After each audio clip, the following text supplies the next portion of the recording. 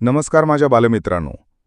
आज आपण इयत्ता 3री विषय मराठी यातील पाठ 5वा एकदा गंमत झाली हा पाठ पाहणार आहोत. चला तर मग सुरू करू. पाठ 5वा एकदा गंमत झाली. एकदा गंमत झाली.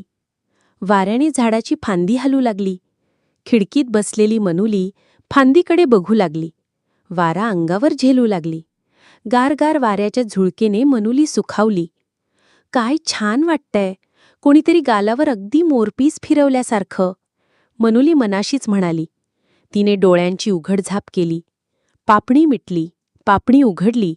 तिला वाटलं, आज झाडाला कसला तरी आनंद झालाय. सगळी पानं वाऱ्यानं हलतायत. किती मज्जा, गंमतच आहे. आपल्याला आनंद झाला की आपण 2च हातांनी टाळ्या वाजवतो. झाडं मात्र असंख्य पानांनी टाळ्या वाजवू लागतात. मनुली होती दंग. तिला दिसला पतंग. तिला वाटलं, हा पतंग मला उचलून घेऊन गेला तर. केवढं हे पिंपळाचं झाड, आणि काय त्याचा पसारा. झाडाच्या उंच उंच शेंड्यांवर हिरवीगार टोकदार पानं. इतक्यात गंमत झाली. पिंपळाची 2 पानं तरंगत तरंगत खिडकीतून आत आली. मनुलीने ती अलगद उचलली. पानांकडे एकटक पाहू लागली. पानंही तिच्याकडे पाहत होती. मनुलीला काहीतरी सांगत होती. मनुलीला वाटले, गंमतच आहे.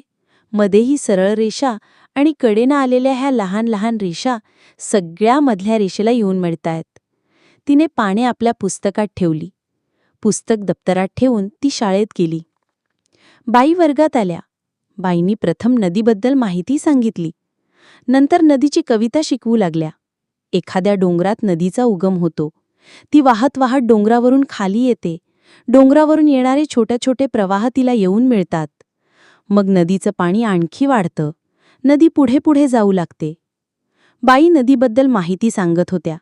शेवटी बाई म्हणाल्या, उद्या नदीचं चित्र काढून आणा. मनुली गप्प गप्प होती.